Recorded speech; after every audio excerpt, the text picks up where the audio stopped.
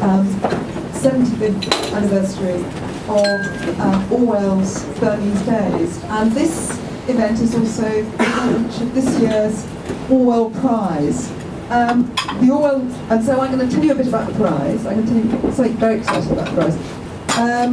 And then we're very excited, we've got Aaron Cox, who's going to read a bit of dramatised material from Burmese Days, done by Dominic Cavendish for us. I do hope that you'll look at Julia Eckhart's wonderful pictures of Burma, which are on the walls. And there's more of his work, and also all sorts of literary pieces of work about Burma. We've got some essays next to those on our Orwell Prize website. At the Orwell Prize, we do argument and we do debate. We have taken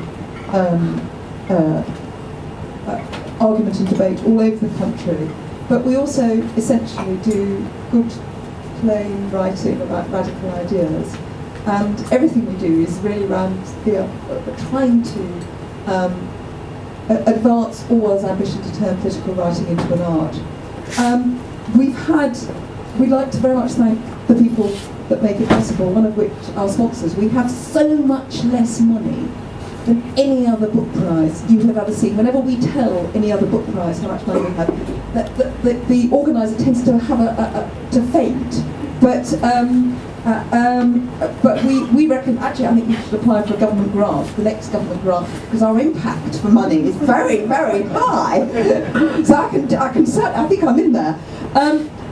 We have three really main sponsors, one of which is the Media Standards Trust, which has produced some very interesting work this year on the PCC.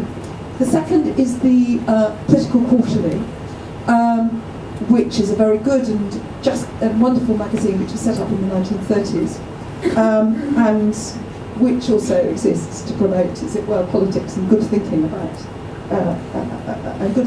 politics, edited by the Admirable Tony Wright, one of those MPs that you can really hug.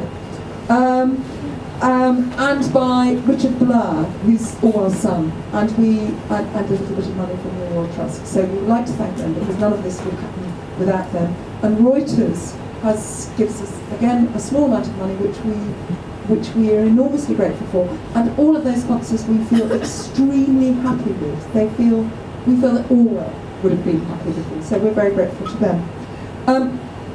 What I want to do this year is just tell you a little bit about what's going to happen over the year. Last year, Sir Bernard Crick, who set the prize up, died. Bernard was a difficult man of enormous capacity, who went around creating political institutions. And he helped select committees to be set up. He set up the Politics Association. He set up the Orwell Prize. He did a lot around citizenship. And he wrote the most wonderful biography of George Orwell. And we were very sad that he died last year, but I think he'd be happy. Well, he'd never be happy with anything I did, so perhaps he'd be happy.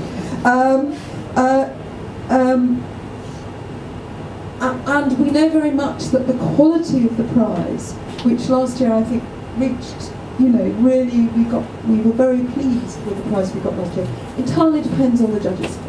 The judges are the people that make up their minds, and so I want to just tell you who the judges this year are going to be.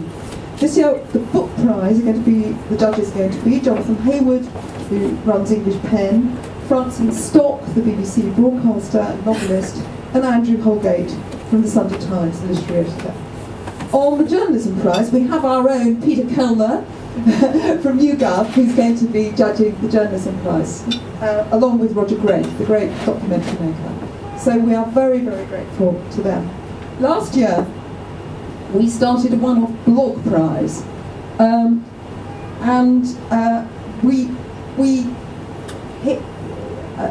the blogger who was chosen was a serving policeman called Richard Horton, who, as the blogger Jack Knight, wrote a series of it's a kind of new kind of reporting, very vigorous reports from the front line of contemporary policing. What was then very interesting is that the Times decided to out him, and then we had a landmark legal case in which Justice Eadie friend of all known journalists who want to say something, decided that his name should be published, and we were quite anxious about Richard's job, actually. But the police managed to put him through the ringer very fast. Anyway, so we thought that we would therefore run a blog prize as part of our normal part of blogging, because in some sense it has entered the political sphere. And the two judges this year for the blog prize are Una King and Richard Horton, Jack Knight, who couldn't come tonight, but who is, I can tell you, an extraordinary man. Of great integrity and great simplicity. So we're very excited that Richard is going to be our blog prize judge this year.